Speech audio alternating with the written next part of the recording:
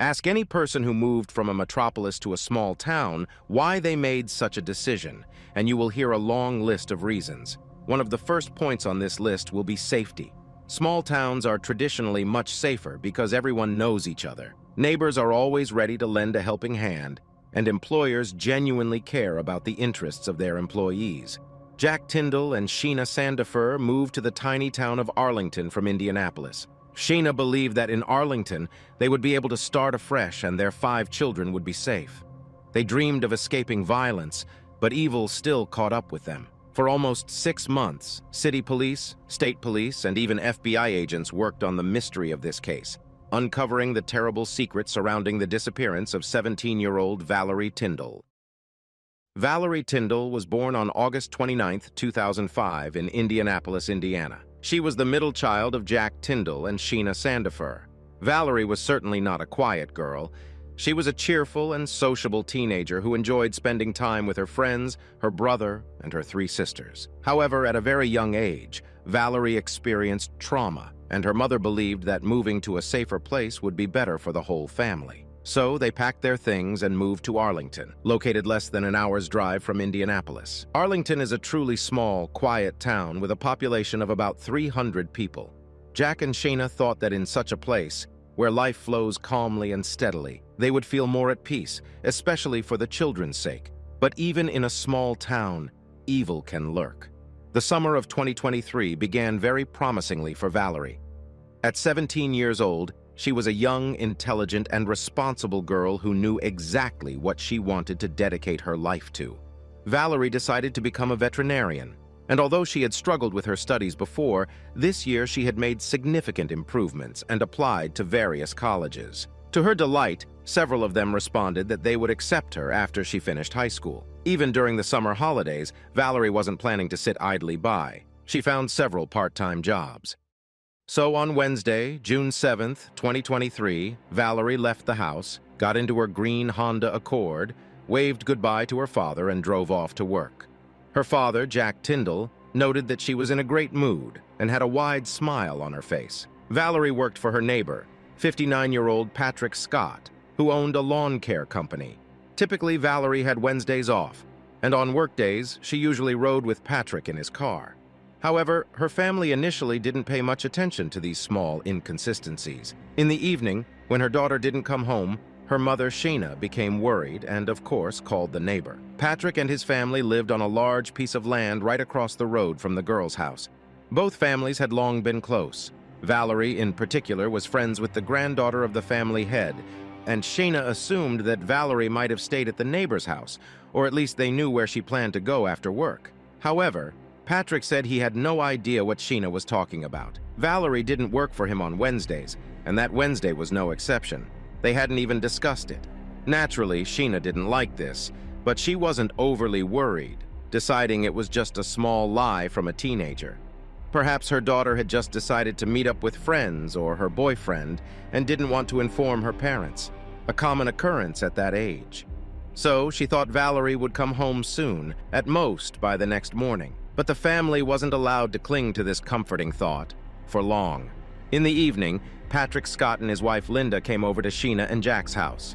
They came to support the worried parents, but only made them more anxious by insisting that running away from home was typical for teenagers. Sheena didn't like that the neighbors were planting thoughts of her daughters running away in her head. She was probably even relieved when, after spending quite a bit of time with the family, Patrick and Linda finally left, leaving the worried parents alone. On the morning of June 8th, Valerie did not appear at home, and her parents contacted the police. Officers immediately began searching for her. Naturally, one of the first people detectives interviewed was Patrick, as Valerie had told her parents she was planning to work on Wednesday. He repeated what he had told her parents, that he hadn't seen Valerie at all on June 7th. He said the last time he saw her was on the 6th. However, police quickly discovered that he wasn't entirely truthful with them because there were witnesses who had seen Patrick and Valerie together on the day she disappeared. When asked to explain this discrepancy, Patrick changed his statement. He recalled that he did see Valerie on June 7th. They met near the apartment buildings in Shelbyville, a nearby town where they sometimes worked. They drove off together in his work truck. While they were driving, Valerie asked to be dropped off in Homer, another town about 5 kilometers from Arlington. There, she got into a blue car with a guy, and they drove off towards Rushville, another nearby town. Patrick claimed he did not see Valerie after that. Later, during interrogation, he adjusted his statement, saying he had actually dropped her off almost at the guy's house in Homer, and then returned to mow lawns near the apartment buildings in Shelbyville. When he finished work and returned to the spot where he had dropped Valerie off, she was no longer there. Realizing that his words were becoming less and less believable, Patrick insinuated that Valerie was afraid of her father because he mistreated her, and she probably ran away to escape him. The detectives no longer trusted Patrick, as they had heard multiple versions of the events of that day from him. They examined Valerie's phone and discovered that it was last pinged in Arlington, very close to her home and Patrick's home. Patrick had to change his testimony again. He admitted that after meeting with Valerie in Shelbyville, they both got into his car and went to his house. However, Patrick added that he left her at his home and went to work, and when he returned, she was gone. This version seemed a bit more plausible, at least because it was corroborated by the ping from Valerie's phone. But thanks to the examination of phones, the police were able to establish more than just that. On June 7th at 11:23 a.m., Valerie sent Patrick her last message, "I'll be there soon." Patrick responded with 2 messages, one at 5:40 p.m. on June 7th and another at 2:46 p.m. on June 8th. Both messages said, "Where are you?" Valerie didn't reply. This exchange is intriguing in itself. First, it confirms that they planned to meet that day. Second, it raises the question of why he would ask where she was. The thing is, Patrick didn't need to ask her location because he always knew exactly where Valerie was. He had added her to an app that tracked the location of all his family members. Valerie had mentioned this to her mother once. Sheena initially didn't understand what the app was and certainly didn't think it was appropriate for Patrick to track her daughter's whereabouts. As the parents soon found out, Patrick wasn't shy about using it. He tracked Valerie, and when he saw that she was out with friends or a boyfriend, he would call her father and complain. The parents were openly concerned about their neighbor's behavior towards their daughter. A 59-year-old husband, father, and grandfather was acting like a jealous boyfriend of their 17-year-old daughter. Moreover, after Valerie's disappearance, photos were found in her room from an aquarium visit, showing her with Patrick. The parents knew about this trip and had let Valerie go only because they thought the whole Scott family, including Patrick's granddaughter who was friends with Valerie, was going. But judging by the photos, they were there alone. This was something the parents probably wouldn't have allowed. Overall, Sheena was worried about Patrick's attention to her daughter, but Valerie always dismissed her mother's doubts about Patrick Scott. Returning to the messages Patrick sent, if he could find out her location just by looking at his phone screen, why did he ask twice where she was? Most likely, he wanted to create an alibi or distance himself from Valerie on June 7th. However, despite Patrick's strange behavior, it wasn't illegal. Investigators couldn't arrest Valerie's employer in connection with her disappearance. They could arrest him for giving false statements to the police, but that wasn't enough for them because they felt Patrick was involved in Valerie's disappearance. Weeks and months passed, and there was no word from Valerie. The town was engulfed in fear, uncertainty, and unanswered questions. Her sister's graduation and Valerie's own birthday on August 29th came and went. Her parents desperately wanted to believe she had run away, but deep down, they didn't believe it, because their daughter would never miss such important family dates. However, they held on to the hope that she had a serious reason for running away. In one of the latest photos, Valerie looked like she might be pregnant. When someone on social media asked Valerie's mother, Sheena, if the girl could be expecting a child, she admitted that they had also considered that possibility. But the girl's relatives couldn't believe she would run away because of it. Valerie wasn't the type of person who would not come to her family, parents, or sisters with her problem. A mother's heart doesn't lie. And unfortunately, Sheena had known all along that the truth was much scarier. Meanwhile, investigators continued their work. To their credit, they didn't give up. Quite the opposite. Each day brought them closer to solving the case. By October 11th, 2023, they had enough suspicion to search a pond on the property adjacent to Patrick's. They brought cadaver dogs and examined the pond with the property owner's permission. The result was astonishing. 4 dogs independently detected the scent of human remains near or in the pond. Police called in divers who searched the pond but found nothing. The sonar also showed nothing. Disappointed, the police realized they might have missed something important. They consulted with the handlers, who explained that water, especially in ponds, can carry and hold smells for some time. The dogs might have detected the scent of decomposition near the pond because the smell was carried by the wind or groundwater runoff. And the closest property to the pond was Patrick Scott's yard. Using helicopters, the police surveyed the area around his home from the air and found many spots where the soil had been disturbed, indicating recent digging. Topographical analysis confirmed that groundwater could indeed have seeped from Patrick's property into the pond, which was only 90 meters away. Combining this with the fact that Patrick went to the store the day after Valerie disappeared and bought boards and plywood, there were more arguments in favor of searching his property. So, 7 weeks later, another search took place, this time around Patrick's house.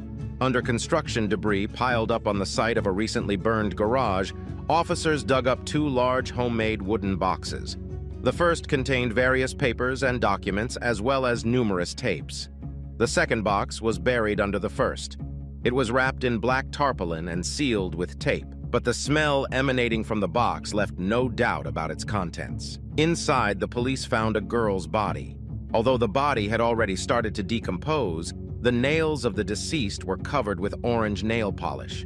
Valerie had posted a photo with the same nail polish on social media just before her disappearance. Therefore, detectives were confident it was her. The medical examiner later confirmed that the body belonged to Valerie Tyndall. The hopes of finding the missing teenage girl alive were shattered, and Patrick was immediately arrested. At the station, Patrick confessed to the murder, but tried to shift some of the blame onto the victim, perhaps hoping for mitigating circumstances. He recounted that on June 7, 2023, he and Valerie met near the apartment buildings in Shelbyville. Witnesses saw them there. One even heard Patrick promising Valerie a special lunch in Indianapolis. Valerie was clearly in high spirits that day, as confirmed by her father, who saw her leave with a wide smile. There is a theory that Patrick promised to buy Valerie a new car, a red convertible Mustang, which she was eagerly anticipating. But these were empty promises. Patrick had other plans that involved taking her to his home, where she would be completely under his control since his family was not home at the time. They got into his car and arrived at his place at 12:59 p.m. 7 minutes before they arrived, Valerie used her phone for the last time to check social media. Investigators found out that shortly after arriving home, Patrick began deactivating apps on his phone but forgot about the Apple Health app, which recorded a spike in his physical activity at around 1:35 p.m., just half an hour after they arrived. Although the exact details remain unclear, it's presumed that this was when the fatal incident occurred. According to Patrick, they were in the bedroom when an argument erupted. Valerie allegedly threatened to expose him, claiming he had seduced her unless he bought her a new car.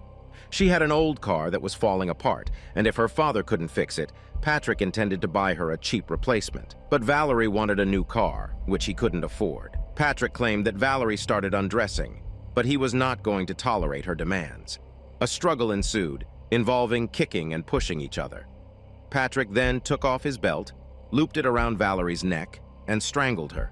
It's well known that it takes time to strangle someone, and Patrick could have stopped at any moment, but he didn't. When he realized Valerie was dead, he moved her body from the bedroom to his office. He then returned to Shelbyville, to the apartment buildings where Valerie had left her car. He drove her car to a different location and disposed of her keys and license plate by throwing them into a river, the exact location of which he couldn't remember. However, a witness saw Patrick driving the victim's car, confirming this part of his story. Later, when his family was home, they went about their regular routines while Valerie's body lay wrapped in black tarpaulin in the office.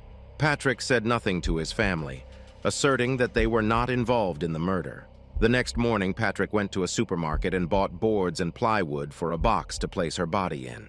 He used a hole that was already dug on his property. While the pre-dug hole might suggest premeditation, Patrick insisted it was for entirely different purposes. Regardless, he placed Valerie's body in the homemade box, covered it with another box containing tapes and papers, and buried everything. Then, at 2 a.m., he burned down his garage. How could he have thought this wouldn't arouse suspicion? Right after a girl disappears in a town of 300 people, Her neighbor suddenly decides to burn down his garage in the middle of the night. Of course, this screamed that Patrick should be scrutinized as a suspect.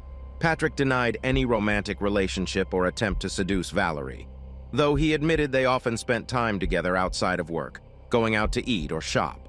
It's suspicious, however, that the crime occurred in his bedroom.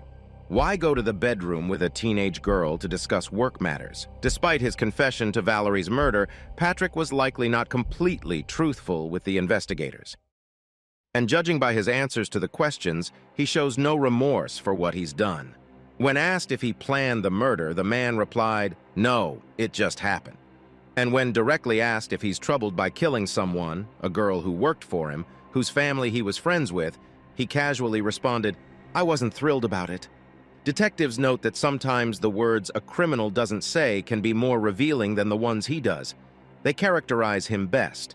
And according to the police report, Patrick Scott didn't express regret for taking Valerie's life. He didn't say he regretted the pain inflicted on her parents, who learned that their daughter was killed and buried in a box just meters away from their home. He didn't even express regret for the shame and disgrace he brought upon his own family. No, he was too self-centered. For Valerie's parents, Jack and Sheena, it's painful to realize that Valerie worked for Patrick for 2 years, and he didn't even have the decency to feel remorse. Especially considering they were friends, good neighbors, close acquaintances. Despite Patrick's claim that his family wasn't involved in the murder, Jack and Sheena believe they know the truth. But they have no evidence, only feelings, suspicions. They were initially puzzled by Linda's odd statements and the fact that when suspicion fell on Patrick and he was detained, his son quickly drove his car to the car wash. And then they couldn't help but wonder why he set fire to his garage in the middle of the night right after the neighbor's disappearance. Nevertheless, at this moment, charges have only been brought against Patrick. Valerie's distraught mother told journalists that the family moved from Indianapolis because Valerie suffered trauma at a young age, prompting them to exchange city jungles for a place with a more measured pace of life and the tranquility of the countryside. "We moved from Indianapolis to escape violence," she said, "and settled across the road from the predator."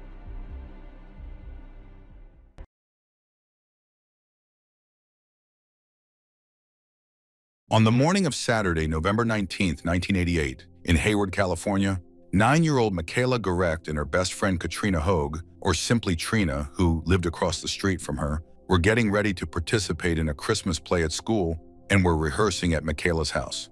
The girls were running back and forth between their houses, finding different clothing items in closets to help them better fit their roles. When Michaela entered the house with Trina for the last time, she asked her mother if they could go to the nearby Rainbow Market to buy some candy and soda. Michaela's mother, Sharon Murch, was initially against the idea.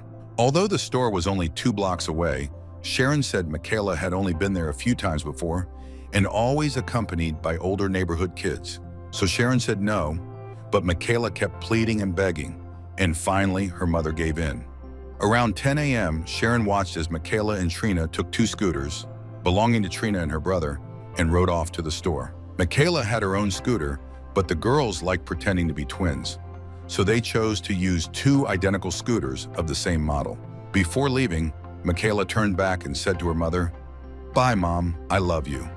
Sharon had no idea that these 5 words would be the last she would ever hear from her daughter. Michaela and Katrina bought some candy and drinks and left the store. They started walking home, forgetting that they had left their scooters outside the store. Remembering them, the girls returned, but found that one of the scooters was no longer where they had left it. Michaela was the first to notice that the scooter had been moved about 3 parking spaces away from the entrance, next to a parked car. Around 10:15 a.m., as Michaela approached the scooter and bent down to grab the handlebars and pick it up, a man suddenly jumped out of the car, grabbed her, and forced her into the vehicle while she screamed in terror. The kidnapper immediately sped away down the highway toward Hayward. Katrina, the only witness to the abduction, quickly ran back into the store and reported what had happened. Police arrived almost immediately, and soon after them came Michaela's father, Rod Gerecht, and Trina's father. Unfortunately, the store employee who had called the police to report the incident gave an inaccurate description of the kidnapper, mistakenly thinking it was a man she had seen earlier.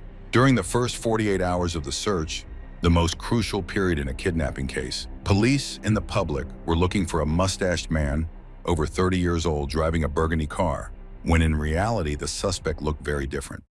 Once the police realized the mistake and spoke with Katrina, they corrected the description. According to Katrina, the man was actually a young adult, between 18 and 24 years old, approximately 5 and 10 inches tall, about 180 centimeters, and weighing around 175 pounds, about 80 kilograms. She described him as having slanted, fox-like eyes, shoulder-length dark blonde hair, and either pockmarks or acne on his face. The kidnapper's vehicle was described as a large, old American-made sedan, gold or possibly bronze in color, in poor condition. The young witness also thought there might have been splattered cement along the sides of the car, and that the rear bumper had additional lights.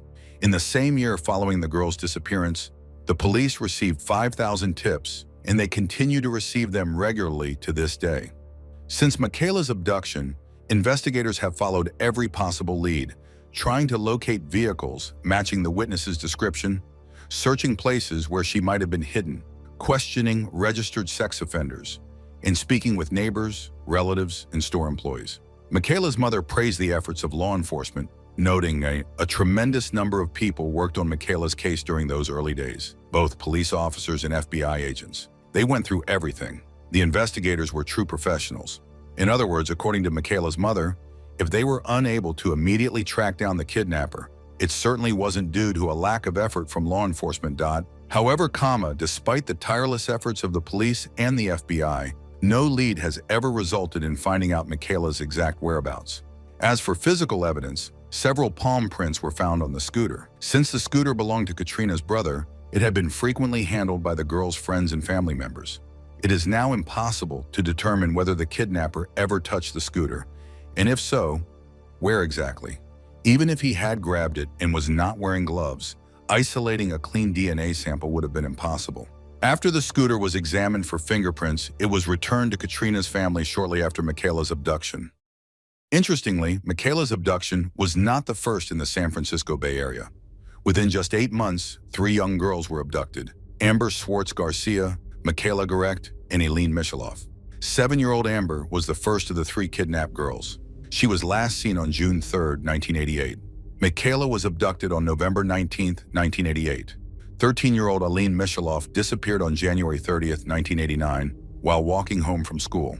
There were several suspects whose names were linked to both Michaela's case and the cases of the 2 other missing girls, but either there were reasons to believe they were not involved or there was no way to prove their involvement. One of the suspects in Michaela's case was James DeVeggio. He committed crimes with the direct involvement of his wife. Together with Michelle Michaud, he abducted, assaulted, and murdered Vanessa Swanson in 1997. The couple was charged with the crimes in 2002 and sentenced to the maximum penalty. Since James operated in the San Francisco Bay Area, it is quite possible that he abducted other girls who are still missing, although he has never been charged in connection with those cases. In particular, he remains the prime suspect in the case of Eileen Michaloff. On January 30, 1989, 13-year-old Eileen was walking home from school in Dublin, California. She was last seen at 3 p.m. as she walked along the town's main road. Later, she had planned to go ice skating at a local rink, but she never arrived. Her backpack was later found near a nearby creek. Police believe she was abducted and may no longer be alive. Her case has been linked to the abductions of Michaela Gorecht and Amber Swartz Garcia, with suspects including Tim Biner, Philip and Nancy Garrido, Curtis Dean Anderson, and James DeVeggio. James DeVeggio is considered the prime suspect in Eileen's case because some of his other victims were approximately her age. He abducted young girls in broad daylight and tended to target them during the fall and winter months. Eileen was abducted in winter. Additionally, other girls he attacked were abducted near her home. In January 1989, DeVeggio was living in Pleasanton, about 5 miles from Dublin, and at the time he had a girlfriend living in Dublin. Thus, Eileen's abduction fit his pattern perfectly. But authorities were unable to formally charge him. According to Sharon, this was probably the lead that investigators pursued the most. In 1991, an 11-year-old girl named J.C. Lee Dugard was abducted by an unknown couple right near her home while she was waiting for her school bus. Much like Michaela's case, James DeVeggio and Michelle Michaud were considered suspects in J.C.'s disappearance, but it was later determined that they had no involvement. On August 26, 2009, J.C. was found alive and well. It turned out that she had been held captive by convicted sex offender Philip Garrido and his wife Nancy Garrido. She was kept in captivity for 18 years and gave birth to 2 daughters during that time. Philip Garrido's appearance shared many similarities with the composite sketch of Michaela's abductor, and he owned a car similar to the one used during Michaela's kidnapping. In fact, it was because of the car that Michaela's investigators first turned their attention to Garrido. When the Garrido's house appeared in the news in 2009, Katrina Hogue noticed a car in the footage that looked similar to the one involved in Michaela's abduction. She called Michaela's mother and asked if she thought Garrido might have been involved. In 1988, Garrido lived in public housing located about 30 kilometers from Michaela's home. The suspect description given by Trina closely resembled a photo of Philip Garrido taken in the late 1980s. Interestingly, Michaela and JC look remarkably alike, almost like sisters, when their photos are placed side by side. Investigators spoke with JC regarding both Eileen Michaloff and Michaela Garrecht, especially since Garrido had been released from prison right around the time the girls were abducted. JC, however, stated that she knew nothing about the other girls. Investigators questioned Garrido, his wife, Nancy, and other accomplices. They ultimately concluded that neither Philip nor Nancy was involved in Michaela's abduction. Although polygraph tests are not admissible in court due to their inaccuracy, it's worth noting that both Philip and Nancy passed theirs. After JC's rescue, police thoroughly searched the Garrido's house and surrounding property. They examined all outbuildings and land, but found no trace of Michaela, Eileen, or any evidence that either girl had ever been there. Police even searched the backyard to see if the perpetrator might have buried one of the girls. Bones were found, but they turned out to be from an ancient burial site, likely a Native American cemetery. Philip Garrido was sentenced to 431 years in prison. His wife Nancy was sentenced to 36 years to life. Garrido still remains a possible suspect in the kidnappings of Michaela and Eileen. For many years, Timothy Binder was suspected in the abduction of Michaela Garrecht, as well as in the disappearances of Amber Swartz Garcia, Eileen Michaloff, and several other girls who went missing from the San Francisco Bay Area around the same time. Binder had some rather questionable habits. For example, he liked sending letters and money to young girls, and according to Michaela's mother, he inserted himself into the investigation by offering to help. However, he was never arrested or charged with any crime. A married man, Binder first attracted police attention after he started sending greeting cards with poems and cash gifts to young girls in the Bay Area. He was fired from his job at the Social Security Administration after it was discovered that he had been using his access to private information to contact the girls. When confronted about his actions, Binder claimed that his intentions were innocent, saying he only sent small gifts and that he simply wanted to cheer up lonely girls. Authorities did not accept his explanation, and suspicions about his involvement in the abductions grew. Binder also became a suspect because of his unusual obsession with missing children's cases. He sent numerous letters to police and the FBI. Shortly before Michaela's abduction, he told the FBI that he wished the next kidnapped child would be 9 years old. And Michaela, indeed, was 9 when she was abducted. In 1990, Binder sent a holiday card to an FBI profiler featuring a child holding up 4 fingers. In December 1991, 4-year-old Amanda Campbell was abducted. Binder approached many of the mothers of missing girls in the area, offering his assistance, including the families of Amber and Michaela. He introduced himself to Kim Swartz, Amber's mother, just days after her daughter disappeared. Binder resembled a man witnesses had seen forcing a little girl into a bronze-colored car on the day Amber went missing. Investigators asked Kim to befriend Binder in hopes of learning whether he knew anything about the missing girls. After spending time with him, Kim said Binder was obsessed with mind games and manipulation, but he revealed no useful information about the cases. On the day Michaela was abducted, Binder also went to her house to share his thoughts and offer help with the search. Since several people had shown up that day to offer support, his behavior did not seem particularly strange to Sharon at the time. Despite his unusual fixation, there was no evidence linking Binder to any of the missing girls. He also did not match the composite sketch created from Katrina's description. Moreover, police may have been hesitant to pursue Binder aggressively out of fear that he might sue them. In fact, Binder had previously sued the city of Fairfield, the hometown of Amanda Campbell, for defamation and won $90,000 in damages.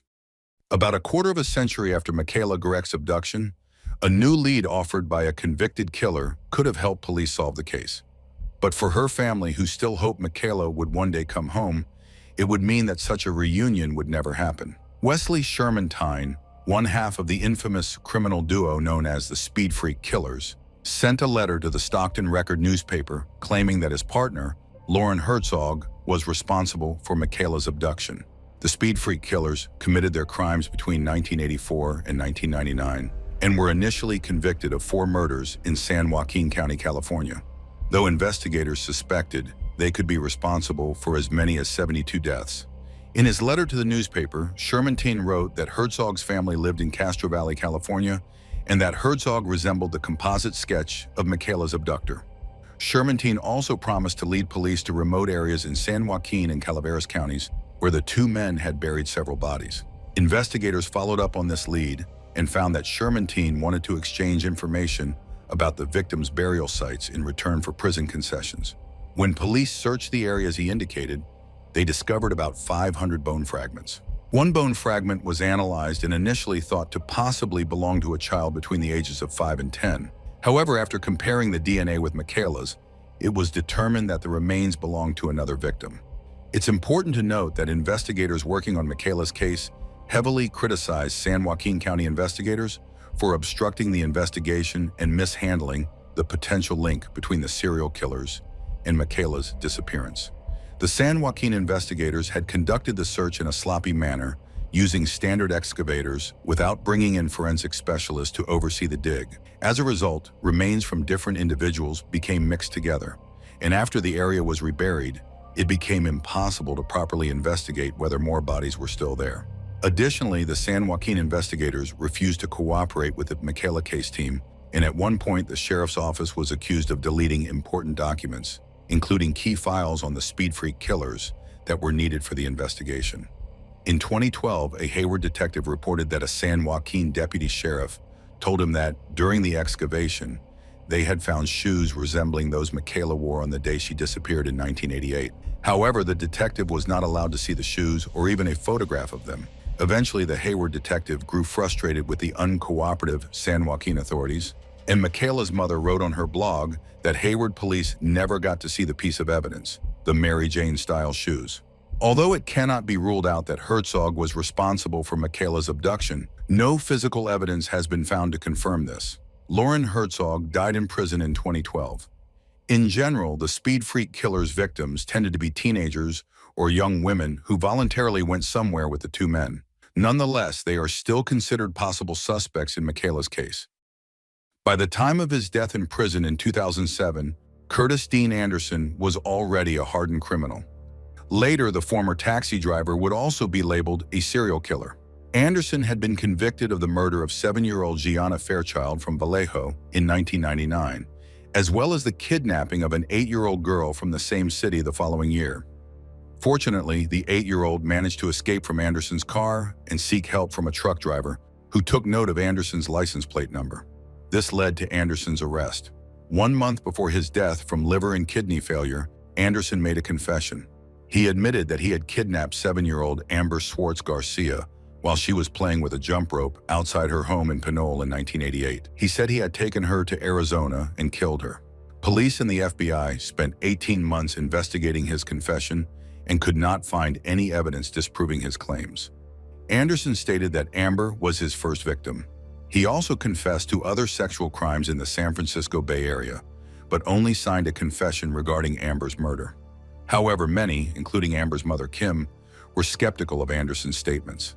The criminal relished the notoriety he gained and enjoyed taunting and manipulating the police and the families of his victims. Some believe his confession about Amber was just another example of this behavior. Amber disappeared on June 3, 1988, in the middle of the day. She was playing with a jump rope outside the house where she lived with her mother, Kim Schwartz. Anderson didn't live in the city, but he was familiar with the streets because he had worked as a taxi driver and also delivered lost airline baggage. The sheriff explained, "The perpetrator claimed he was driving to Arizona and decided to pick up a companion along the way. By a tragic coincidence, Amber was standing in front of her house just as Anderson happened to drive by. He opened his car door and pulled her inside. Then he gave the girl alcohol because he thought it was better than using duct tape." Anderson said he killed Amber in a motel near Tucson, though police have not disclosed the details of how he did it. He disposed of her body in the desert near his aunt's ranch in Benson. Her remains were never found, possibly because wild animals discovered them first, or perhaps because Anderson lied. Anderson confessed in writing to killing Amber. But without a body or other physical evidence, it has been difficult for her mother to fully believe he was responsible for her disappearance. Ultimately, Amber's family succeeded in reopening the case in 2013 because they remained uncertain about the truth of Anderson's claims. Anderson was never charged in the kidnappings of Eileen or Michaela, and investigators remain unsure whether he was involved in those cases. Before his death, he did confess to being involved in several other open cases, though police have not released specific details.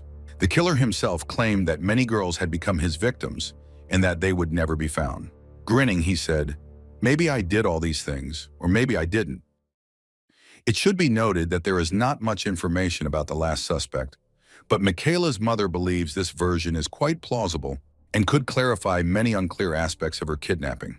In the 1980s, there was a man involved in the illegal distribution of child pornography in the US and Mexico. His name was Richard Hellwig. In March 1989, he was detained at the border when returning from a trip to Mexico. In his car, authorities found forbidden photographs and clippings from articles about Michaela and Amber Swartz Garcia. Hellwig had a girlfriend in Mexico who was raising 2 daughters. Police questioned the girlfriend, and she was found to have earrings similar to those Michaela wore.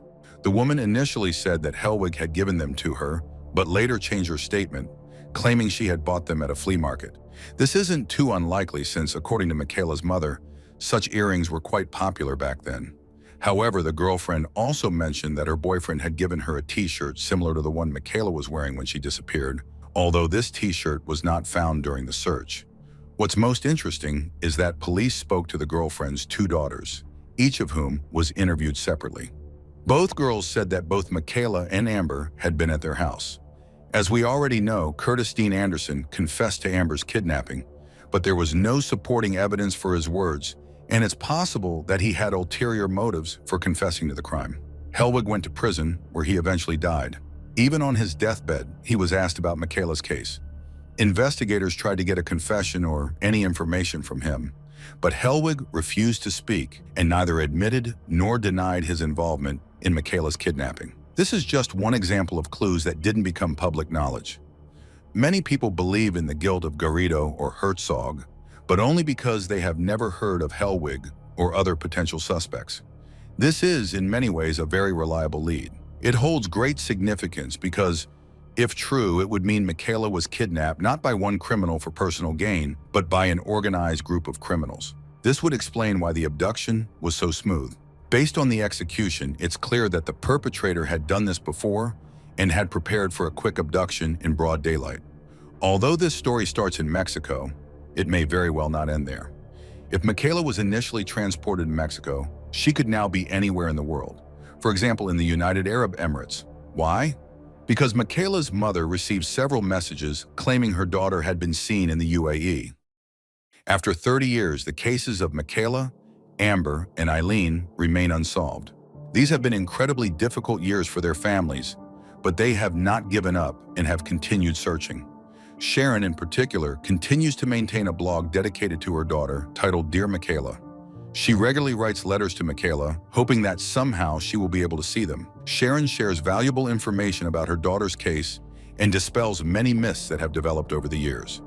Her blog has long become something more than just a mother's cry for help. On its pages, one can find information on how to escape from any corner of the world, no matter where the criminals may be holding the girl. So even if Sharon can no longer help Michaela, at least she can help other girls who find themselves in difficult situations. For many years, I lived without answers, but I didn't lose hope, though it was incredibly difficult, says the mother, and still, I don't want to lose hope.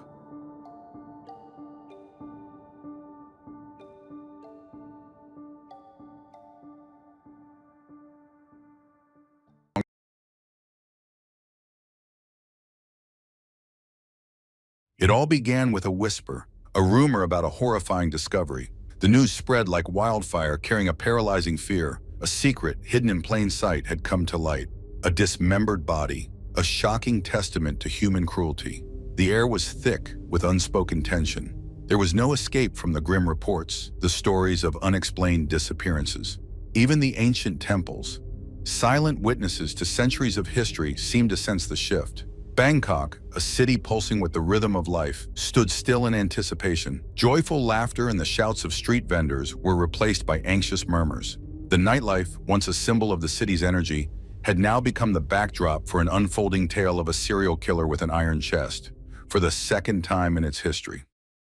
Over 100 years ago, Bangkok became the stage for a chilling drama, starring perhaps one of the most infamous serial killers in the country's history, Boon Peng Heap Lek, also known as Iron Chest Boon Peng. Masterfully playing the role of a monk, someone no one would ever suspect, he and his accomplices took lives, dismembered their victims, and disposed of their bodies in canals, rivers, and ponds, sealing them inside iron chests. Who would have thought that a century later, he would have a prolific successor, Apichai Ongwisit, who would earn a similar nickname, the Iron Chest? There is a saying that children pay for the sins of their fathers, and in this case, the phrase fits perfectly. Apichai was the grandson of the renowned Thai businessman Banthun Ongwisit. It was Banthun who made the family name famous, bringing it prestige. But unfortunately, he could not protect it from his own son and grandson. In Thailand, Banthun is considered a legend, especially among the older generation. He played a significant role in shaping the country's culture, giving a powerful boost to the film industry. After World War II, he wrote scripts, worked as a director, producer, and actor in various plays and films.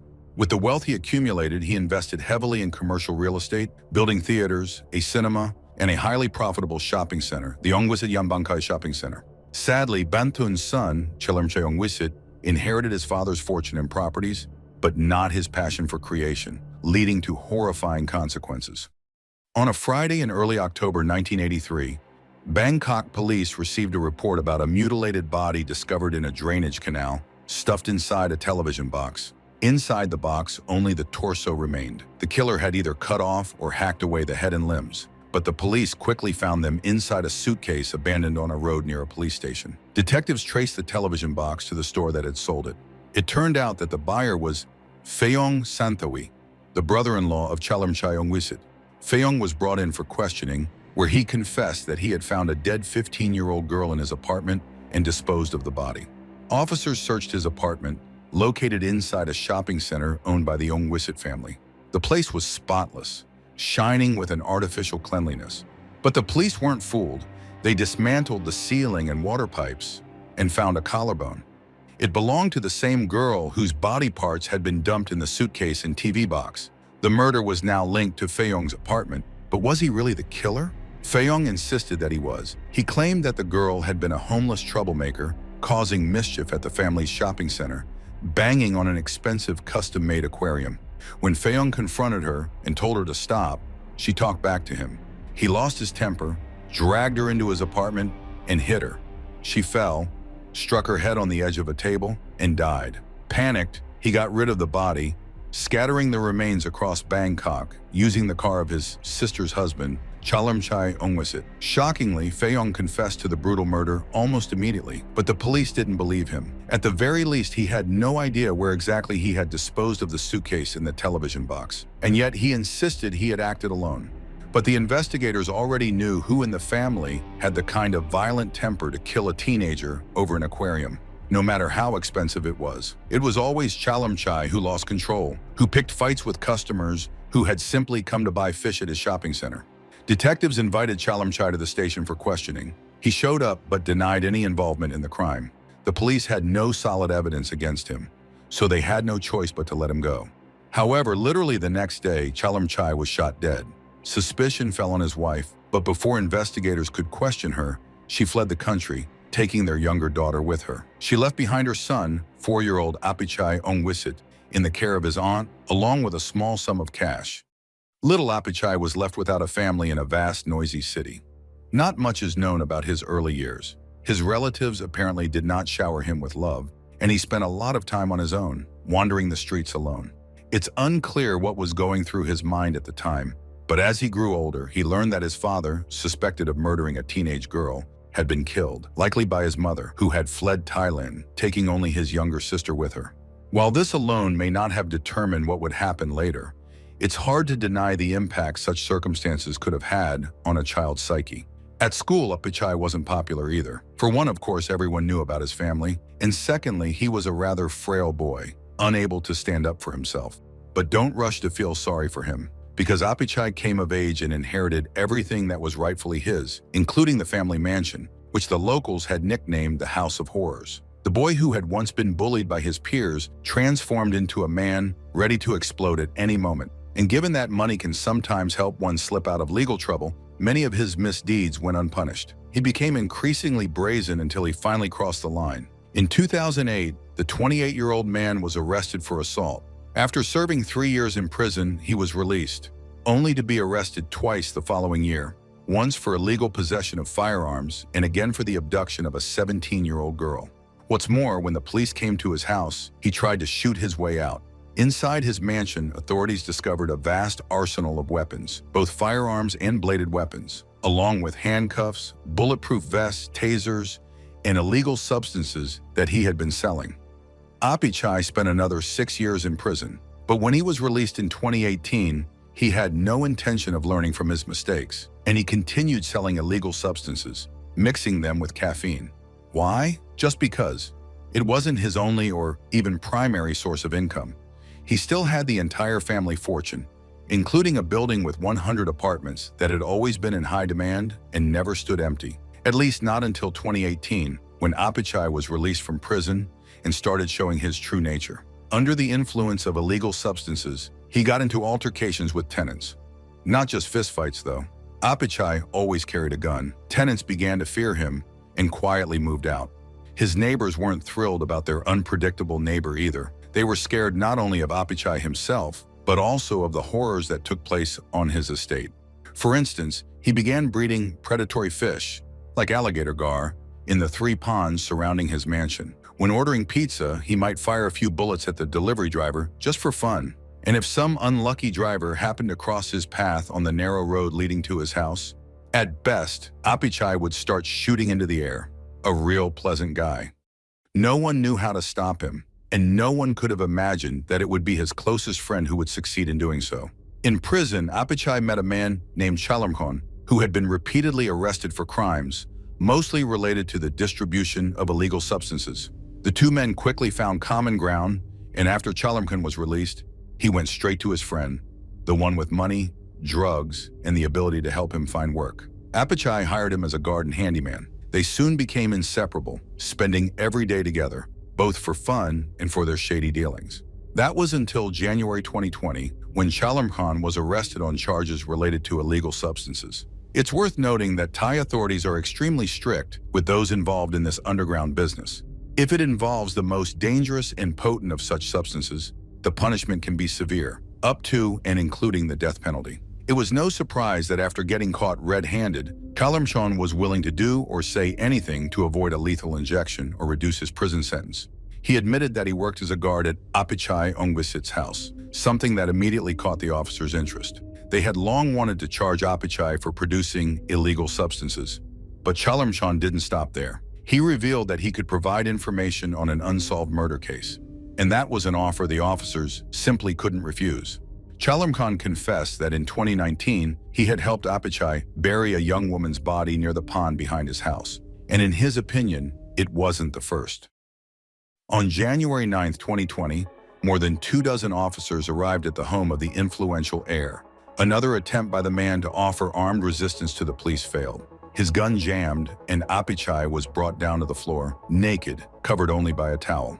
Meanwhile, at the location indicated by Chalamkhan, officers dug up a locked iron box. When it was opened, they found a woman's body inside. After that, Apichai stopped trying to hide and told the detectives the name of the girl, Warrenthorne Chayachet, affectionately called Nong Kukik, or simply Kik. Apichai was a regular at the nightclubs of Bangkok, and it was at one of these that he met 22-year-old Warrenthorne, or Kik, who worked there in 2019. It should be noted that Thailand is known for its adult entertainment industry. Although many of these activities are illegal by law, they remain extremely popular behind closed doors. And since they bring in a lot of money to the country, thanks to tourists, the authorities turn a blind eye to it. Therefore, it's easy to mistake the women working in Thai bars for night butterflies. Some may indeed be, But there are others whose job is simply to keep the visitors company, entertain them in the club, make them want to come back, and encourage them to order more drinks. This was Kik's job. She chose this line of work not out of choice. The girl had come to Bangkok from a small village in Thailand, where she had been raised by her loving grandmother. However, after her divorce from her husband, the family had no income. If the girl hadn't worked, her children would have had no roof over their heads. Needless to say, when the wealthy Apichai Ongbijit showed interest in her, Kik was glad to spend time with him. Apichai and Kik spent hours together at the club, drinking and getting to know each other better. Eventually, the girl began to stay overnight at his mansion. Whether she truly liked him or not, we will never know, but the situation suited both of them. However, Kik soon discovered that Apichai's inherited money was not his only source of income. The man not only sold illegal substances, but he also used them himself. Unfortunately, due to this, the already short-tempered Apichai became simply unbearable, jealous, controlling, and aggressive. To make sure Kik didn't talk to other men, he forced her to stay in his house most nights. Kik found herself between two fires. On the one hand, she continued working at the bar, but on the other, she didn't want to upset her boyfriend. She had to severely limit her interactions with other clients, which clearly upset them. It ended in July 2019 when Kik confessed to Apichai that she had been sexually assaulted by him. Although both she and Apichai went to the police, she didn't know or couldn't identify the perpetrator. The police, nevertheless, tried to find the criminal, and to do so, they needed to stay in touch with the victim. However, in August 2019, Kik suddenly stopped responding to all communications from the police. Her relatives could not get in touch with her either. After several days of silence, her family reported her disappearance. However, since she worked in the adult industry, the police weren't in a rush to seriously pursue her case. Unfortunately, this industry goes hand in hand with violence and murder, and since she was intentionally hiding in the shadows, it was incredibly difficult to get justice. The case was considered open, but very little progress had been made in trying to locate Kik, and so her body was found on the grounds of her boyfriend's house. At first, he tried to deny any involvement in the murder, but then changed his story, claiming it was an unfortunate accident. He supposedly loved her to death and didn't want to let her go. However, Kik had decided to return to her ex-husband, something Apichai couldn't tolerate. That's why he forced her to sleep in a small iron box that he kept at home. Night after night, he made her crawl into the tight box and sleep there. But one morning at the end of August 2019, he discovered that she had suffocated. Instead of calling an ambulance and trying to save his beloved, he called his friend and bodyguard, Kalamkhon, who helped him dig a grave for her. This is the story that Apichai Ongbijit told the police. But it had little to do with the truth, because Chalamchun got ahead of him, and his version of events seemed much more believable. Chalamchun had repeatedly witnessed Apichai beating Kik with a metal pipe and chaining her with handcuffs. The punishment could be for anything, even something as minor as Kik not finishing her food. He was also a witness to how Apichai made her sit in the tight box. Poor Kik would scream, and if her cries disturbed her boyfriend, he would simply turn up the music. But clearly, one night, Apichai went too far with the punishment. The autopsy revealed that before her death, Kik had been struck hard with a blunt object. Nearly all her large bones were broken, and her fractured ribs punctured her chest, causing suffocation. Apichai claimed she had approached a high shelf with dumbbells, and one accidentally fell on her chest. However, the autopsy painted a completely different picture. Apichai had beaten the girl with a metal rod, and when that wasn't enough, he used dumbbells. He then bound her hands and feet, shoving her into the box. The next morning, he offered Chalamkhon money to help dispose of the body. Chalamkhon needed the money and agreed. Apichai hoped the truth would never come out, thinking that Kik worked in the dangerous adult entertainment industry where people disappear daily. But now he would face punishment, not only for the murder. The police searched his house for illegal substances and confiscated over 1,000 pills. He could have faced the death penalty for manufacturing them. However, since the police could only prove he was storing them at home, he was unlikely to receive the death penalty. However, the horror didn't end there. After Chalamkhon's testimony, the police feared there might be more victims buried underground. They conducted a thorough search of Apichai's property, especially focusing on the 3 ponds. As a result, on January 16, 2020, investigators made a shocking discovery that stunned all of Thailand and turned Apichai's mansion into a real house of horrors. In the pond next to the house, they found human bones, women's clothing, as well as chains, dumbbells, and cinder blocks, which had helped the bodies sink to the bottom of their watery graves. The pond was also home to a predatory alligator fish. The divers hadn't noticed it, but it had undoubtedly helped the bodies disappear faster than they would have naturally. Considering that it was difficult to search for bones in the murky water, the investigators discussed draining the ponds. However, underground sources prevented them from pumping the water out. They had to rely on the expertise of the divers. To everyone's horror, in the following days, the divers discovered even darker secrets hidden beneath the surface. They raised from the bottom of the pond a set of iron gates weighing 70 kilograms, which fit perfectly into the entrance to Apichai's property. A large knife and around 300 fragments of human bones. The bones belonged to at least 3 women.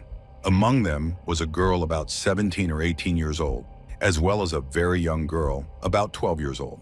Locals quickly reported that in 2011, a neighboring 12-year-old girl had gone missing. She used to play on the grounds of Apichai's property. She could have been one of his victims, but of course the man wasn't going to make things easier for the police by confirming this. In addition to everything mentioned above, on January 23rd, detectives pulled out another metal box from the water. It was sealed and weighted down with dumbbells and chains. Inside, they found another female body. This was the remains of an 18-year-old girl who had gone missing in 2011 or 2012. Interestingly, the box that Apichai had used this time had been a prop in a film made by his grandfather. However, unlike his grandfather, who had brought fame to the Ongvizit family, the grandson had tarnished it. The findings at the House of Horrors became the main news in the city. All of Bangkok was shaken, and the press dubbed Apichai with the same nickname given to a serial killer monk 100 years ago. On January 29, 2020, Apichai confessed to the murder of a foreign worker who had been helping him around the house. He buried the victim's body under a mango tree.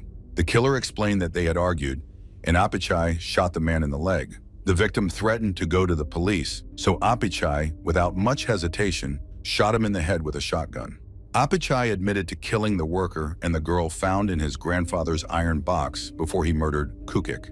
Thus, investigators were able to confirm the identities of 4 victims: 22-year-old Kukik, the 18-year-old girl, the foreign worker, and a 12-year-old girl. It's curious that at one point Apichai had the thought of hiding the bodies. He promised his friend Chalamchon 5,000 baht or $150 for retrieving them from the pond. Chalamchon agreed, found a skull at the bottom, and brought it to his friend. Chalamchon was hoping for the reward, but instead of money, he received a shot in the ear from Apichai at close range. He wasn't killed, and for that, he was thankful. They never brought up the subject again. After Apichai's arrest, other victims who were lucky enough to survive were no longer afraid to speak out against him. They recalled his volatile nature and extreme cruelty, even towards his girlfriends. And if some poor soul happened to catch his eye while he was under the influence of illegal substances, self-made pills, her fate could have been far worse. For example, one victim told investigators about what happened to her in late December 2019. Apichai kidnapped her and locked her inside the notorious metal box. He released her multiple times, but only to abuse her. She might not have survived if it weren't for one incident. Apichai received a call from a female acquaintance about money. The man became furious and got distracted. The victim took advantage of the situation and managed to escape the house. She contacted a friend and fled. Apichai wasn't above bribing or intimidating his victims to prevent them from going to the police, which is why his crimes went unpunished for so long. The girls didn't believe the police would help them or take action against the wealthy heir of a prestigious family, even if he was known for his vile character. During the trial for the murder of Kiki, Apichai changed his version of events several times. Sometimes he claimed Kiki died from asphyxiation, other times from an overdose of illegal substances. At one point, he said a dumbbell accidentally fell on her chest, but none of the man's contrived explanations convinced anyone. During the trial, witnesses were no longer afraid to testify against him, and his remaining relatives refused to speak in his defense. Given the overwhelming evidence against him, the fact that no one defended him, and the possibility of the death penalty, he finally confessed to the murder of Kiki. He was also found guilty on other charges, including possession of illegal substances and weapons and assault on another woman. The police discovered that at different times several friends, girlfriends, and even acquaintances of Apichai, who were night workers, had disappeared. However, even the most advanced technology couldn't determine exactly how many people he may have killed, though it was clear that he was a serial killer. But it was tragic for the families who still didn't know the fate of their loved ones. Except for Kiki's family. They demanded compensation and received 2.9 million baht, about $80,000. After the truth about Apichai's crimes came to light, as often happens, numerous rumors about his house of horrors emerged. Neighbors recalled seeing black circles on the pond, and while they hadn't thought much of it before, now they believed these were the spirits of the dead. Perhaps they even appeared to Apichai himself, as in late 2019, he was seen carrying food and traditional offerings to the spot where Kiki had been buried. What was once a beautiful mansion in the middle of a wonderful green garden, surrounded by ponds, once a decoration of Bangkok, now it is a place that evokes sheer terror. Only Apichai's aunt, who raised him, occasionally comes to bring offerings to the tombs to honor the deceased ancestors. No one else from the local community dares to approach the House of Horrors. Could anyone blame them? And who would dare?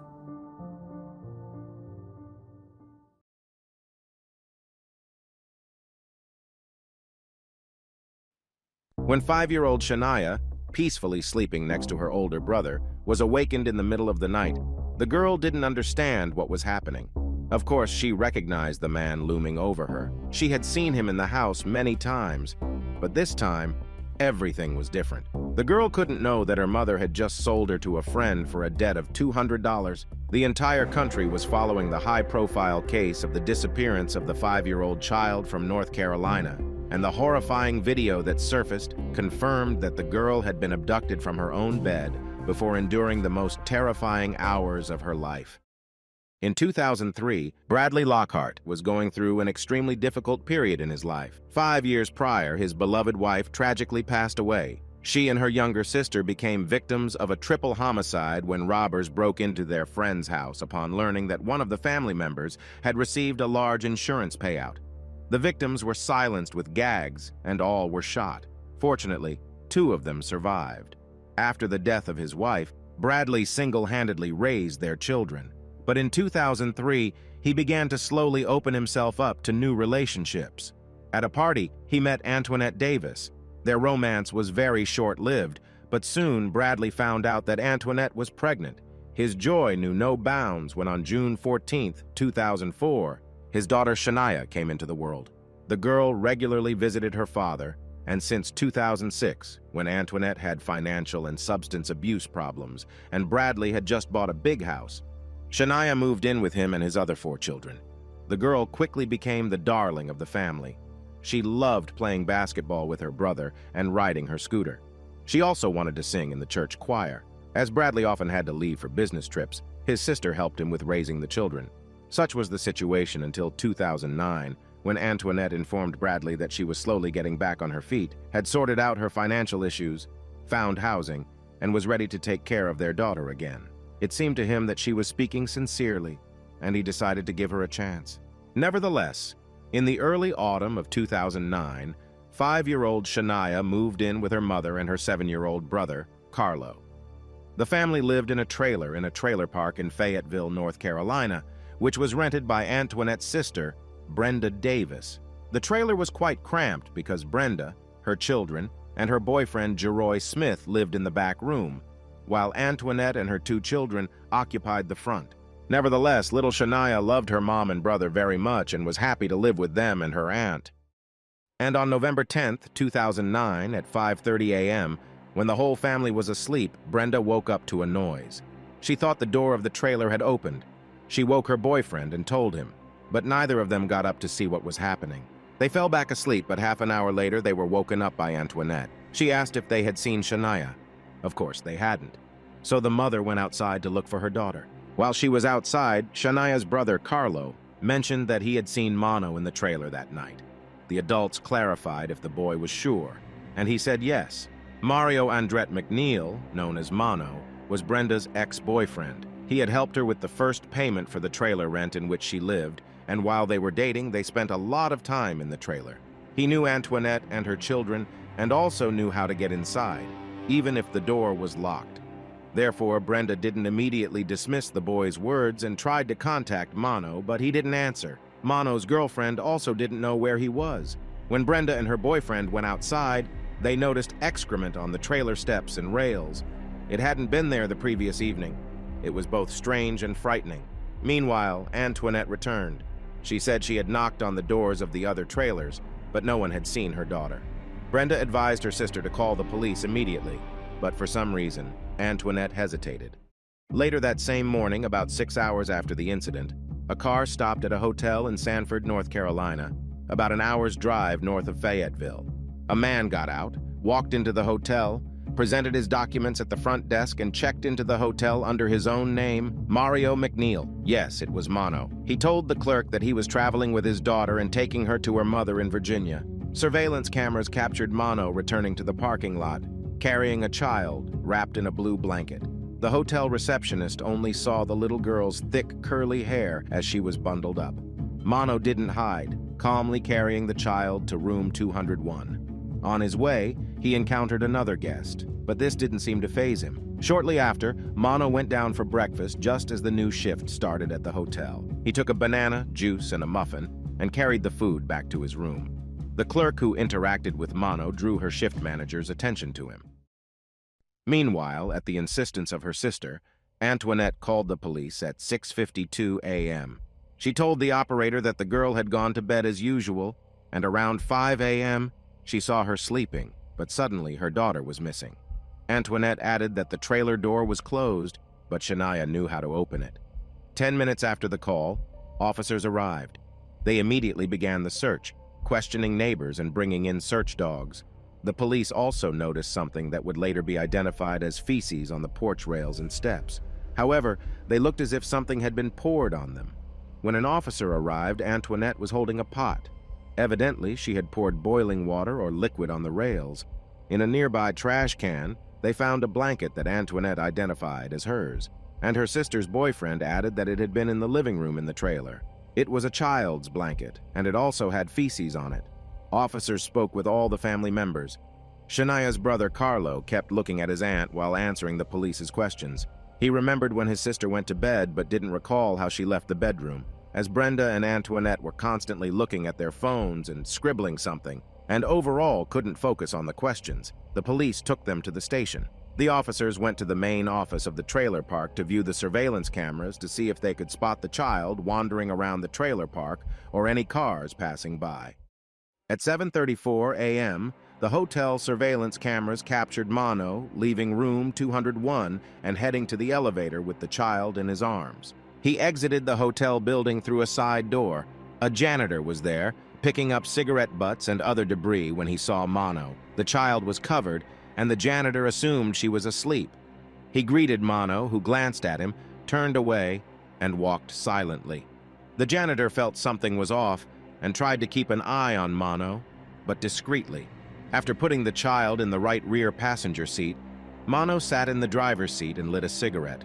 The janitor continued to observe, pretending to work, as something seemed amiss.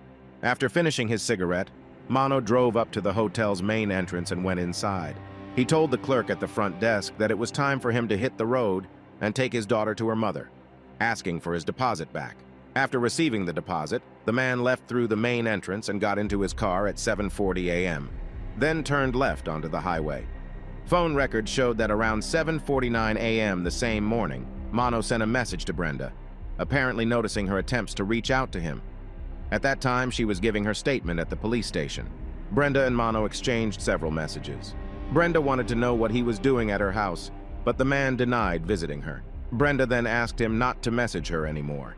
She didn't inform the police that she was texting with Mono while at the station because she didn't want to draw any conclusions at that moment. For the same reason, she didn't mention that Shania's brother had seen Mono at the trailer. After the guest from room 201 checked out, the housekeeper was cleaning and found small packets containing residues of a white substance, which she showed to the clerk at the front desk. She suspected it was illegal substances. However, neither the clerks nor the hotel cleaner took any action, despite something about the guests' behavior bothering them. Only when the new day arrived and the hotel staff saw a police broadcast on the computer about the missing girl did they notice the similarity with the child the previous guest had been carrying. They immediately called the hotline. The police arrived promptly. It is often the case in such situations that the hotel cameras are not working or provide little help, but not this time. After reviewing the footage, the detectives concluded that Shania was indeed with Mono, and most importantly, she was still alive. As soon as the news of the child's disappearance became known, FBI agents joined the case. They focused on analyzing Mano's phone. After questioning the hotel cleaner and analyzing the ping from his phone, the FBI agents recommended that the police search for Shania in the area around Highway 87. Many volunteers also rushed to search for the girl. Meanwhile, forensic experts examined room 201. Although the towels had already been replaced and the trash had been taken out, the bed linen had not been changed yet. After the video from the hotel became known, in the evening of November 12th, Brenda and her boyfriend informed the police that Shania's brother had seen Mano in the trailer on the night the girl disappeared. Brenda explained that she hadn't revealed this earlier because she didn't want to jump to conclusions. Now, she showed the conversation with him and recalled overhearing a conversation between Antoinette and Mano after the girl's disappearance. Mano was trying to say something to Antoinette, but she replied, "I have nothing to say to you. I just want to know where the heck my child is." Then Mano said, "Fine," got into the car and quickly drove away. Brenda began to suspect that Antoinette had lied about what she knew. The sisters had an argument and didn't speak to each other afterward. Examining the chain of events leading to Shania's disappearance, the police doubted Antoinette's story and called her in for questioning again. Under pressure, she claimed that her boyfriend, Clarence Coe, had abducted the girl. The police questioned him but quickly released him after reviewing the hotel video. Additionally, the man had an alibi. Finally, the mother confessed that Mano had taken the girl from the trailer. The police were perplexed. In other words, Shania's family didn't know where the girl had disappeared to, but now it turned out that she had been with, one could say, a longtime family friend. Questioning the woman was incredibly difficult because she was trying to change her testimony. The officers contacted Mano and asked him to come to the station. The police also found his Mitsubishi Galant, which was far from his home on Washington Drive. The police searched the car trunk and then took the car to the station. The car was subsequently examined for forensic evidence.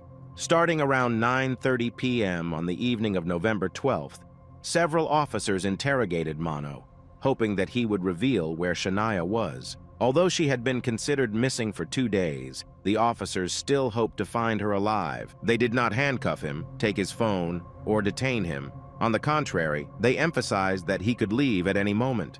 Mano admitted that he was in the trailer park after midnight on November 10th. Initially, he denied entering Brenda's trailer, seeing Shania, or even knowing who she was. He denied that she was in his car, as well as that he stopped with her at the hotel. He continued to deny everything, even when shown surveillance camera footage and informed that his name and address were indicated in the hotel registry. Mano evaded answers for some time, but eventually admitted that he was at the hotel with Shania. Suddenly, his story changed and became very strange. Allegedly, Brenda sent him a message inviting him to come and pick up Shania on the trailer porch. He picked up Shania and took her to the hotel room where he consumed drugs. Then unknown people contacted him by phone, asking him to bring Shania to the specified address. Mano said that he delivered the girl to these people. The tone of the interrogation became completely different when Mano suddenly claimed that he was waiting for a call to come and kill her. The officers tried to persuade him to tell more about it, but he refused. Of course, neither Brenda's nor Mano's phones had any such messages or calls from unknown people, only the correspondence that Brenda had already shown to the investigators. At the end of the interrogation, Mano was arrested on charges of kidnapping Shania. At that time, they did not yet know that, but upon reviewing the interrogation video, they saw that when Mano was alone in the room for questioning, he approached the outlet, sat down on the floor next to it, took out a key, and inserted it into the outlet. Then he took off his shoes and repeated the same actions. Obviously, he wanted to be electrocuted, which could indicate that Mano was in distress after his role in some heinous crime. Nevertheless, extensive searches for Shania continued along Highway 87. However, it was easier said than done. It is the second longest highway in the country, spanning 386,000 kilometers, essentially dividing North Carolina in half. Additionally, as the highway is actively used, repair work is constantly ongoing. But on the morning of November 13th, the district attorney informed the detectives working on the case that Mano's lawyer might have useful information for them. The attorney indeed suggested that in the course of the search, they should look for green portable toilets along the highway. However, this lead did not prove to be very helpful. Subsequently, the lawyer advised the officers to find a spot where hunters gut their game. Around 1 p.m. on November 16th, the search team found Shania's body partially concealed under a log in an area where deer bones lay. She was only in her underwear and appeared to be wearing a black hoodie that was much too large for her. Mano was charged with murder. Thanks to the evidence, autopsy results, and witness testimonies, the events of that fateful night when Shania was abducted were reconstructed. Despite living with the woman who had given him a daughter 18 months earlier, Mano continued to interact closely with other women. On the evening of November 9th, Mano drank and consumed illicit substances. He desired female companionship and began messaging multiple female acquaintances on his phone. He attempted to contact Brenda, but her phone was turned off. He then messaged another woman who also lived in the trailer park near Brenda. The woman was not opposed to keeping him company, but when he showed up at her door around 3 a.m., she had already fallen asleep and did not answer. At 3:06, he messaged her, wishing her a good night, and once again attempted to pursue Brenda. However, she was sleeping in the far room, and instead, Antoinette intercepted him. It is important to note that Mano had once lent Antoinette $200 so she could buy food and stay in a hotel with her children when she had nowhere to live. Some sources claimed the debt was related to illicit substances, but this was false. These rumors were debunked by the district attorney. However, under the influence of illegal substances, Mano lost all his nobility. He wanted something in return from Antoinette, money or female companionship, which he desperately craved. It is uncertain how the conversation unfolded, but ultimately, Antoinette sold her 5-year-old daughter to work off her debt to him. Judging from the feces found on the trailer's stairs and a blanket, something had already happened to Shania before Mano took her out of the trailer. Afterward, the man drove with his victim to the hotel, where he obtained what he desired once again. He then strangled her and left her body near the highway, where it was later found. Antoinette was also arrested but released on a $51,000 bond. She claimed in her defense he was only supposed to have intimacy with her, not kill her. On July 5th, 2011, the man's case was brought to court. He was charged with first-degree murder, first-degree kidnapping, and, of course, sexual assault. Mano tried to challenge the accusations, arguing that he deserved some leniency because he disclosed the location of Shania's body. However, the hitch was likely that Mano or his attorney misjudged the situation when they shared this information with the police. Nonetheless, on April 8, 2013, Mano was offered a deal: plead guilty to first-degree murder and serve life in prison without the possibility of parole. Mano refused and went to trial. During the trial, a forensic expert testified that he found a small bruise on Shania's left cheek, wounds on intimate parts of her body, and 2 abrasions on the upper thighs. 2 abrasions on the upper inner thighs matched the elastic of the underwear she was wearing. The cause of death was asphyxiation. Although no semen was found, other evidence, surveillance camera footage, phone records, and even soil samples linked the man to the crime scene. On May 23, 2013, the jury found Mano guilty of first-degree murder and several other charges except for 1 count related to assault. During the sentencing hearing, Mano did not allow any of his relatives to speak on his behalf. He explained that it would only matter if he could count on being released, but now the choice was between life imprisonment and the ultimate punishment. On May 29, 2013, the jury recommended the death penalty for Mano. The court sentenced him to death for first-degree murder and 58 to 72 years for all other charges. On July 6, 2011, Antoinette was rearrested and charged with first-degree murder in addition to the already presented charges, including human trafficking and kidnapping. On October 18, 2013, she reached a plea deal. Its essence was that Antoinette did not admit guilt, but acknowledged that there was sufficient evidence to prove her culpability for second-degree murder. As part of the deal, the first-degree assault charge against her was dropped. She was sentenced to imprisonment for a term of 17 to 21 years. Therefore, she could be released as early as 2027. In court, she apologized to Bradley, the father of her daughter. Antoinette stated that she had done everything possible for her children. "I never claimed to be a perfect mother, but I was a good mother. I did what I had to do to provide for them. I did everything to ensure they were okay. No one helped me," she said. The judge disagreed with her. He stated that she could have saved her daughter's life, but she didn't.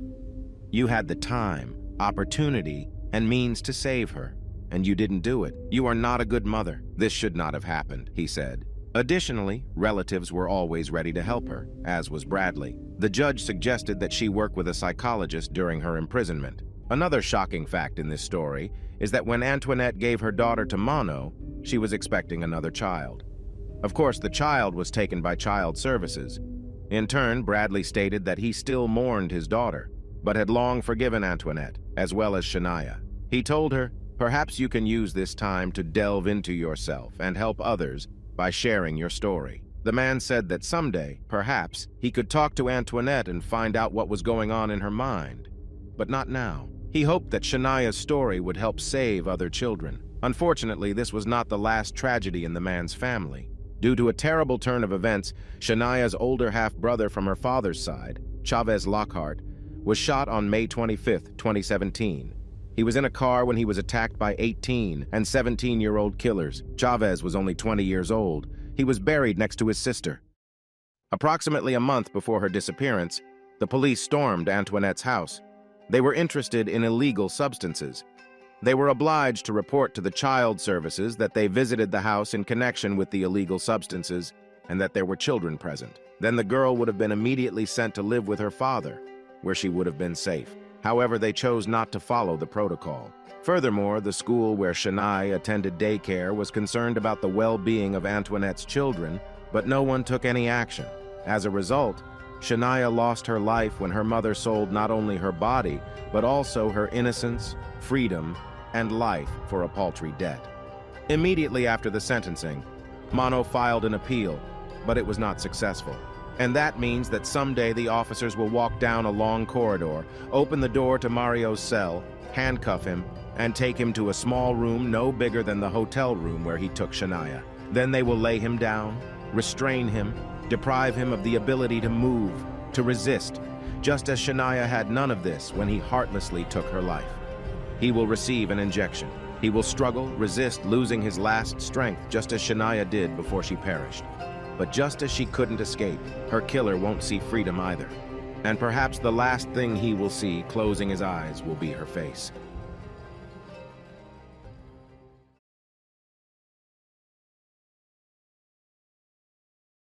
More than 30 years ago, the killer of Adam Walsh led police officers to a bus stop near a Sears store where he had abducted the 6-year-old boy. Then Otis Toole showed the police the highway where the child cried and called out for his mother as the abductor drove him farther and farther away from her. Finally, they stopped at a bridge where the murderer demonstrated how he had committed his horrific crime. Yet despite the killer's confession, there is still no certainty, neither that he was truly the one who committed the crime, nor that the recovered remains actually belonged to little Adam.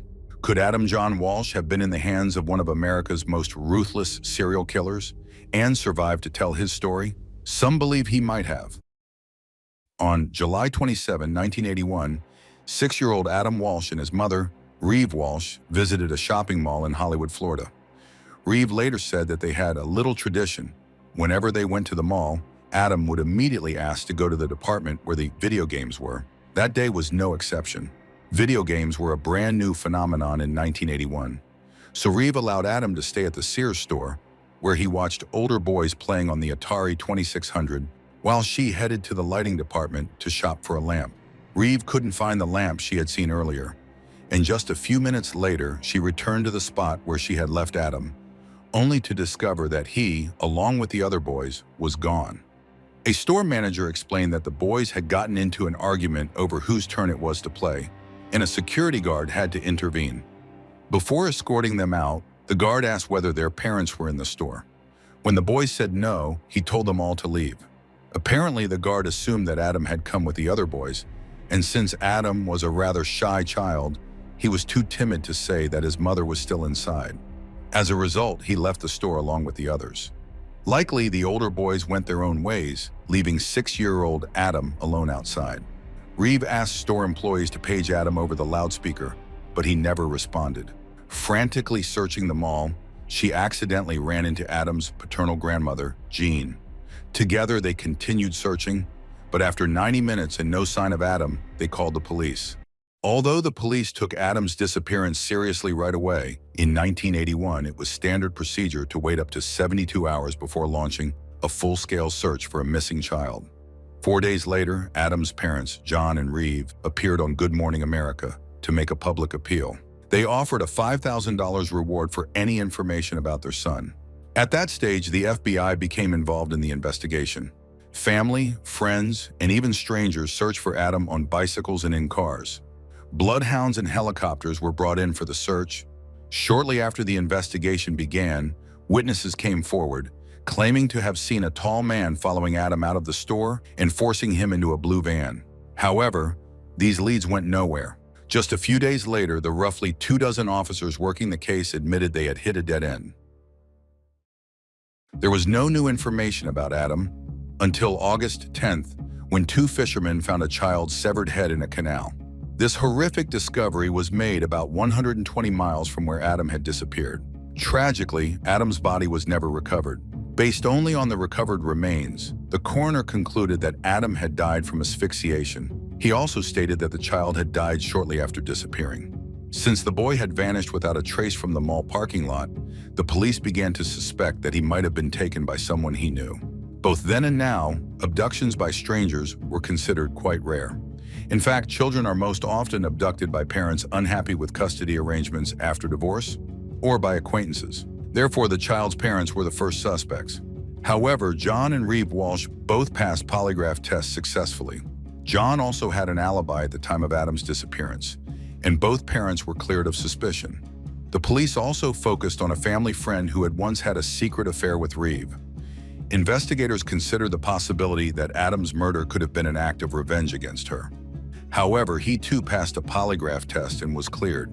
Another suspect emerged when an inmate informed authorities that his cellmate had confessed to killing Adam and had even claimed the boy tried to extort money from him. However, despite the fact that this suspect had recently reupholstered his car's interior, and despite the cellmate's statement that the man had been absent from home at the time of the abduction, the suspect's employer provided him with an alibi, and he also passed a lie detector test.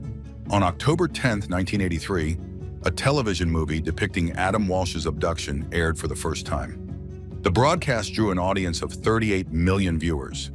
Each airing of the movie was accompanied by photos and descriptions of missing children, along with a hotline number people could call with information. Thanks to these efforts, 13 out of the 55 children featured in 1983 alone were found. Coincidentally, in October of that same year, serial killer Otis Toole, then imprisoned in Florida for a murder committed during an arson attack, claimed to have information about Adam's death. Toole said he had lured Adam into his car by promising him toys and candy, then drove him for about an hour to a deserted dirt road where his crime partner, Henry Lee Lucas, was supposedly waiting. Toole claimed that Lucas was responsible for what happened to Adam afterward. Supporting this version were witness statements.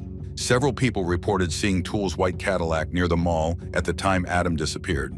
2 witnesses even remembered seeing Adam inside the vehicle. One witness was put under hypnosis, helping him recall that the car was damaged, a detail that had not been made public by police.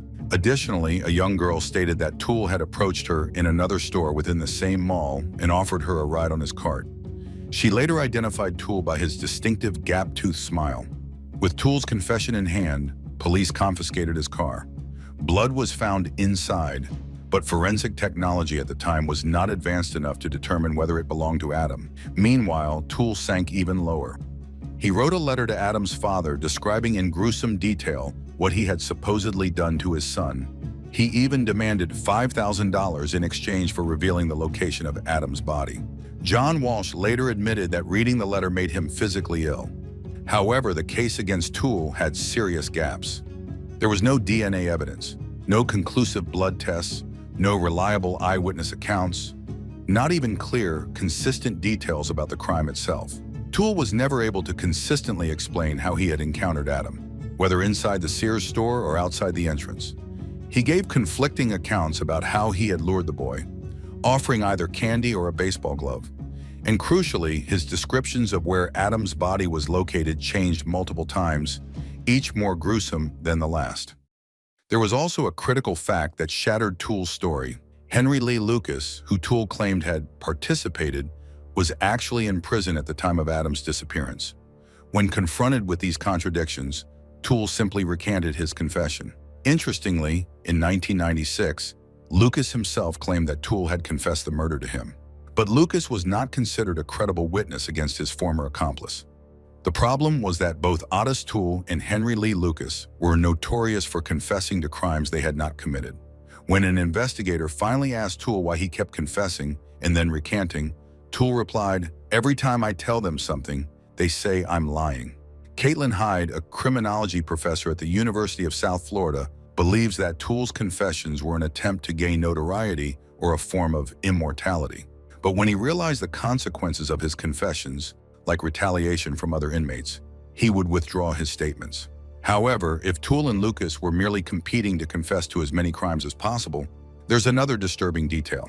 Sometimes they provided information that only the real perpetrators could have known. They were helped by the police detectives. When the public finally gained access to the police interview transcripts, it became clear that Toole initially knew very little about Adam Walsh's case. The detectives fed him piece after piece of information, seemingly hoping he would eventually recall something they hadn't told him yet. But that never happened. Instead, Toole simply absorbed all the details he was given and repeated them back. Despite all the inconsistencies, Toole remained the prime suspect in the case, as he knew certain details that only the killer could have known. However, there was an even more intriguing suspect, none other than Jeffrey Dahmer himself. In 2007, rumors began to circulate that Jeffrey Dahmer, the infamous criminal arrested in Wisconsin in 1991 after killing more than a dozen men and boys, might have been responsible for what happened to Adam. More than 10 years after Adam's abduction, local newspapers demanded the release of the case files. Author Arthur J. Harris, while reviewing 10,000 pages of documents related to the case, discovered several witnesses who identified Dahmer as the man they had seen at the mall that day. At the time, Dahmer was living in Miami Beach and working 20 minutes away from the place where Adam disappeared, delivering pizzas using a car. Two witnesses, Willis Morgan and Bill Bowen, stated that they saw him at the mall on the day Adam was abducted. One claimed he noticed a strange man entering the toy department. The other recalled seeing a young blonde man with a prominent chin who forced a struggling boy into a blue van and drove away. Both witnesses later identified the man as Jeffrey Dahmer after his photos appeared in the news following his arrest. According to police reports, the diner where Dahmer worked at the time used a blue van for pizza deliveries. When Dahmer was arrested in Milwaukee, Wisconsin in 1991, the horrifying discoveries in his apartment were as disturbing as the findings by the fishermen who had discovered Adam's remains in the canal. Dahmer's victims were not as young as Adam, but there had been instances where he was arrested for indecent behavior toward 12-year-old boys. His Army comrades also recalled similar incidents, even involving military police intervention. However, Harris believed the best evidence was a composite sketch of a suspect wanted for the attempted abduction of a 10-year-old boy at a Sears store in South Florida, just 2 weeks before Adam's disappearance. Still, not everyone was convinced of Dahmer's involvement. Firstly, Dahmer's typical victims were young men and teenagers, the youngest of them being 8 years older than Adam. Secondly, Dahmer's photos were only made public 10 years after Adam's abduction. Could witnesses who had seen a strange man in a parking lot a decade earlier really identify him accurately as Jeffrey Dahmer?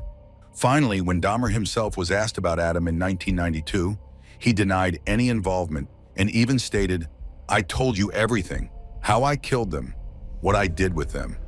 Why wouldn't I tell you if there was something else?" Another major shock for Harris during his investigation was uncovering problems with the positive identification of the recovered child as Adam. In the documents, Harris found numerous irregularities that should never have occurred. Neither the medical examiner's office nor the police had an autopsy report. The chief pathologist who examined the remains admitted that he never wrote one. The identification was made by comparing the teeth of the recovered child to Adam's dental records, which mentioned a single filling in a lower molar, a common occurrence among children. However, the dental records later went missing, even though 2 medical examiners' offices and the police had worked with them. And although the identification was based solely on dental comparison, no forensic odontologist, a dental forensic expert, was ever consulted. Without those documents and given the scant evidence of identification, the prosecutor would not have been able to prove in court that the victim was indeed Adam Walsh, assuming the authorities had ever brought the case to trial. Harris also examined photographs of the recovered child and noticed a striking inconsistency. Adam was clearly missing his upper front teeth. The child found in the canal had an almost fully erupted upper left front tooth. It was so prominent that the forensic anthropologist, who later took new photographs at the request of the police, described the boy's tooth as almost grown in. Adam's parents had selected a photo of their son holding a baseball bat, claiming it was taken just a week before the abduction. Harris considered the possibility that the photo might have been taken a month earlier. However, Adam's best friend recalled that when he last saw him, a week or two before the kidnapping, Adam still lacked his upper front teeth. Moreover, when the remains were found, Adam had been missing for exactly 2 weeks, and the medical examiner told the media that the child had been dead for that entire period. Teeth do not grow after death. Thus, if the recovered child was Adam, the nearly complete eruption of the front tooth within just a week or two would have been impossible, according to forensic dentist and a pediatrician Harris consulted. Such rapid growth could never happen, one expert firmly stated, meaning, if Harris was correct, the recovered child was misidentified, and Adam's family never learned what truly happened to their son. And that leads to the next question. Could Adam still be alive? Harris believed he could. The author recounts that in November 2009, he received a Facebook friend request. A man claimed that he was Adam Walsh. Here's what he wrote. "I thought you might want to know that Jeffrey Dahmer really did abduct me. I survived, but other boys died while I was held captive. I can't afford a specialized DNA transplant test. But all my childhood friends know the truth. My adoptive family still denies everything." When asked why he chose to reach out to Harris now, the man explained that news reports a few months earlier mentioned that the police had officially closed Adam's case. The media coverage stirred memories he had long tried to suppress. Harris writes that the man had undergone several surgeries due to the trauma he experienced in childhood, which made him look quite different from the computer-generated images of what Adam would have looked like as an adult. Nevertheless, after lengthy conversations with him, Harris began to believe that he really might be Adam. He notes that the man wishes to have his DNA compared to the Walsh family's DNA. But so far, Harris has not revealed the man's current legal name or shared his photographs, respecting his wishes. After the release of Harris's second book, where he wrote about his communication with the man claiming to be Adam, a question arose. Had the police ever compared the biological fluids of the found child and the Walshes?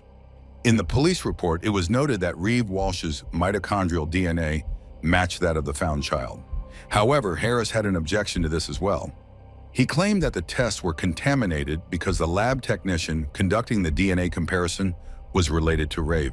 In any case, due to a lack of leads, the case remained unsolved, and there were no significant developments until 1994.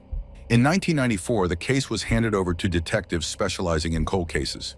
The detectives requested samples from the floor mat of Otis Toole's car, which had bloodstains, to conduct a new analysis. However, it turned out that not only were the samples missing, but the car itself had disappeared. According to some sources, the car had changed owners several times and eventually ended up in a junkyard, where it could no longer be located or examined.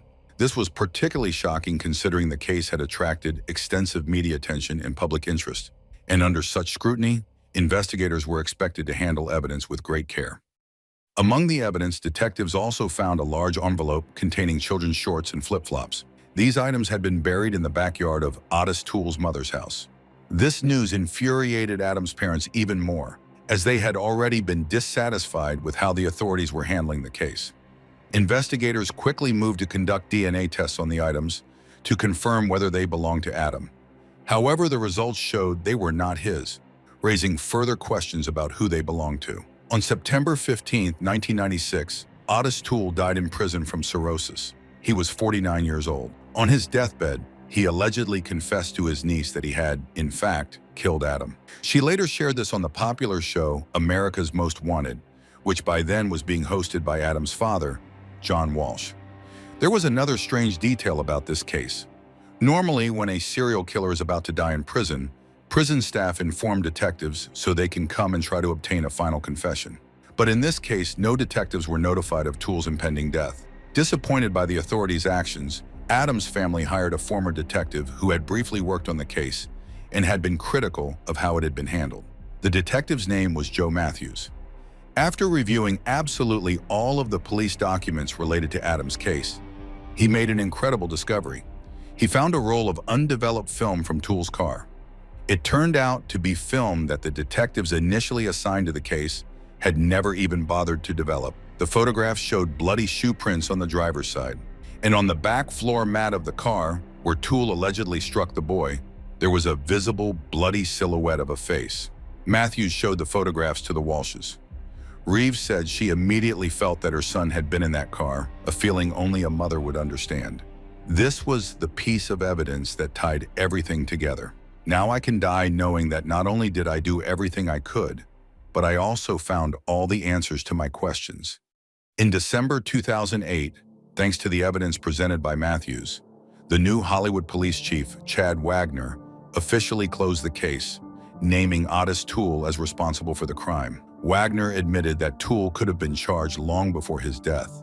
He said detectives hesitated partly because they did not want to acknowledge the mistakes they had made during the investigation. More than 30 years have passed since Adam Walsh's abduction, but his family has never forgotten him. Fortunately, they were able to channel their energy and determination to help, if not their own child, then other children in a positive direction.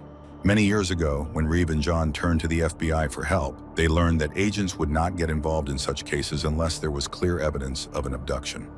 As a result, John helped lobby for legislation that allowed police to begin searching for missing children faster and to create a national database of abducted children.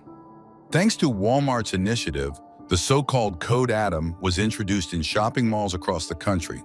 Code Adam is announced whenever a child goes missing in a store. Immediately, all exits are locked, and a store employee is stationed at every door to prevent a kidnapper from escaping with the child. If the child is not found within 10 minutes, the police are called. Finally, the show America's Most Wanted, hosted by John Walsh, helped law enforcement solve hundreds of crimes and find many missing children.